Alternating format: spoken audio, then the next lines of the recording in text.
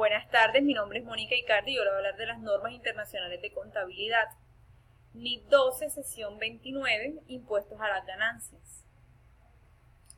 Bueno, ¿cuál es el objetivo de la NIF 12, de esta norma? Establece el tratamiento contable y la forma de informar el efecto del impuesto sobre la renta, derivado de las actividades de una entidad durante periodos corrientes y futuros, en concordancia con el resultado antes de impuestos sobre la renta. Contempla el reconocimiento de activos y pasivos por impuestos diferidos, pérdidas y créditos fiscales no utilizados, y su presentación y revelación. Bueno, antes de seguir indagando con los impuestos a las ganancias, vamos a hablar sobre dos definiciones importantes en esta norma, que es el impuesto corriente y el impuesto diferido. Ambos son gastos o ingresos y incluyen todos los impuestos nacionales y extranjeros. Impuesto corriente es la cantidad a pagar o recuperar por impuestos relativos a la ganancia fiscal del periodo actual o de periodos contables anteriores, que es el impuesto a la renta. Impuesto diferido es el impuesto que se prevé recuperar o pagar con respecto a la ganancia fiscal de periodos contables futuros como resultado de transacciones o sucesos pasados. Solo se da cuando hay diferencias temporáneas. Alcance. El alcance de esta norma es: esta norma se aplicará en la contabilización del impuesto a las ganancias. Para los propósitos de esta norma, el término impuesto a las ganancias incluye todos los impuestos, ya sean nacionales o extranjeros, que se relacionen con las ganancias sujetas a imposición. El impuesto a las ganancias incluye también otros tributos, tales como retenciones sobre dividendos que se pagan por parte de una entidad subsidiaria, asociada a un negocio conjunto cuando proceden a distribuir ganancias a la entidad que informa. 4. Esta norma no aborda los métodos de contabilización de las subvenciones del gobierno, ni de los créditos fiscales por inversiones. Sin embargo, la norma se ocupa de la contabilización de las diferencias temporáneas que puedan derivarse, tales como subvenciones o deducciones fiscales. Impuesto diferido o diferencias temporáneas. Bueno, hay dos tipos de impuestos diferidos. Son los imponibles y los deducibles. Los imponibles son aquellos originados en el hoy, que dan lugar a las cantidades imponibles a determinar la ganancia, pérdida fiscal o renta líquida agravable correspondiente a periodos futuros, cuando el valor en libros del activo sea recuperado o el pasivo sea liquidado. Implica en un futuro el valor de un mayor impuesto de renta.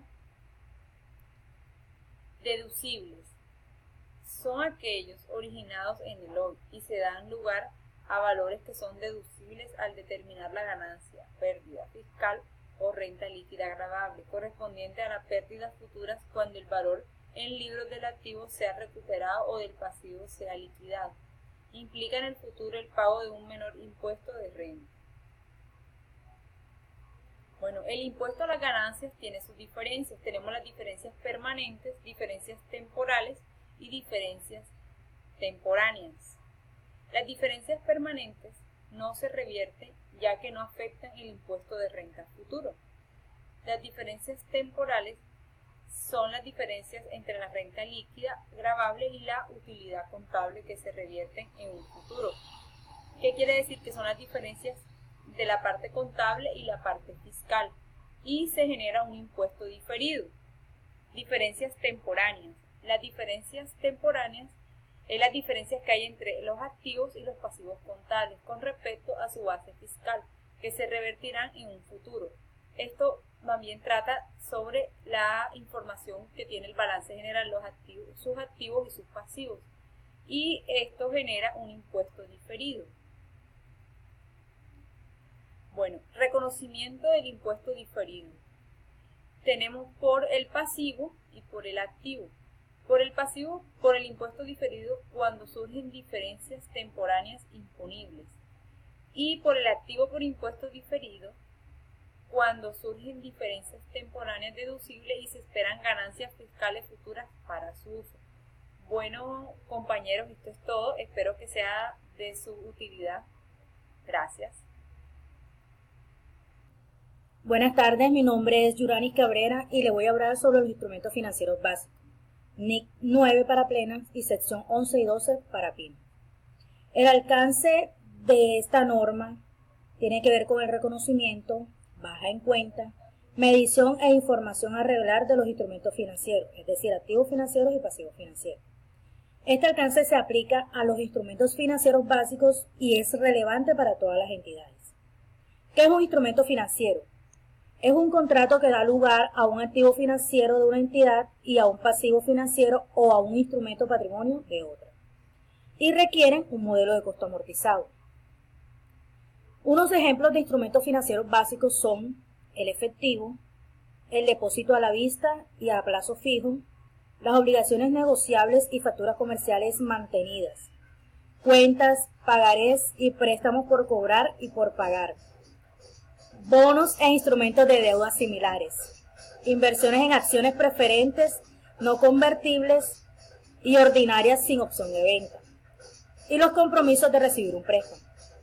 En el reconocimiento inicial de esta norma, una entidad reconocerá un activo financiero o un pasivo financiero solo cuando se convierta en una parte según las cláusulas contractuales del instrumento. En cuanto a la medición inicial, medirá el precio de la transacción, excepto si el acuerdo constituye en efecto una transacción de financiación. En cuanto a la medición inicial, la entidad medirá al precio de la transacción, excepto si el acuerdo constituye en efecto una transacción de financiación. Si el acuerdo constituye una transacción de financiación, la entidad medirá el activo financiero o pasivo financiero al valor presente de los pagos futuros descontados a una tasa de interés de mercado para un instrumento de deuda similar. En cuanto a la medición posterior, la empresa al final de cada periodo sobre el que se informa, se medirán sin deducir los costos de transacción en que pudiera incurrir en la venta u otro tipo de disposición, utilizando el costo amortizado, el cual tiene en cuenta el método de interés efectivo.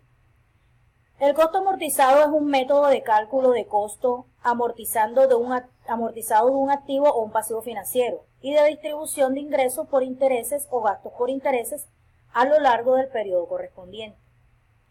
El método de interés efectivo.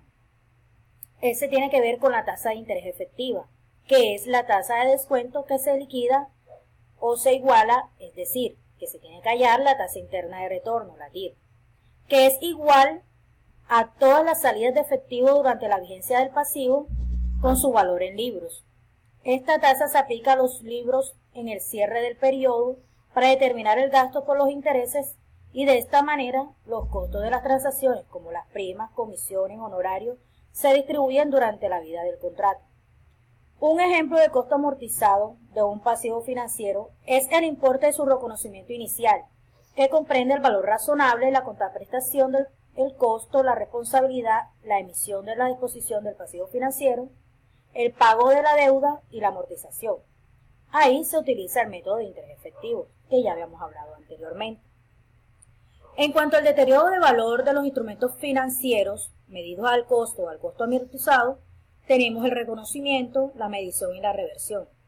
En cuanto al reconocimiento, al final de cada periodo sobre el que se informa, la empresa evaluará si existe evidencia objetiva del deterioro del valor de los activos financieros que se miden al costo o al costo amortizado y reconocerá inmediatamente la pérdida por deterioro del valor en el resultado. En cuanto a la medición, medirá una pérdida al costo o costo amortizado. Y en cuanto a la reversión, esta se dará en periodos posteriores y la entidad revertirá la pérdida por deterioro reconocida con anterioridad, ya sea directamente o mediante el ajuste de una cuenta correctora. Y la entidad en esos momentos deberá reconocer el importe de la reversión en los resultados del periodo. En cuanto a las técnicas de valoración, el objetivo es establecer cuál habría sido la fecha de medición, el periodo de una transacción realizada en condiciones de independencia mutua y motivada por las consideraciones normales del negocio. La baja en cuenta de un activo financiero se da solo cuando expiren o se liquiden los derechos contractuales sobre los flujos de efectivo, del activo financiero, o cuando la entidad transfiera satisfactoriamente a terceros todos los riesgos y ventajas inherentes, o cuando la entidad, a pesar de haber conservado algunos riesgos y ventajas inherentes a la propiedad significativa, ha transferido el control del activo a otra parte. La baja en cuenta de un pasivo financiero se da solo cuando se haya extinguido. Esto es, cuando la obligación especificada y el contrato haya sido pagado, cancelado o haya expirado. En sí, la baja en cuenta dice que si una entidad ha transferido activos financieros a una tercera parte en una transacción que no cumple con las condiciones para la baja en cuenta, A, es decir, la naturaleza de los activos, B, la naturaleza de los riesgos y ventajas inherentes a la propiedad o a los que la entidad continúe expuesta, y C, el importe en libros de los activos o de cualquier pasivo asociados a la entidad que continúe y la entidad la continúe reconociendo. Bueno, este es todo por este día. Espero que les sirva para futuras investigaciones. Muchas gracias.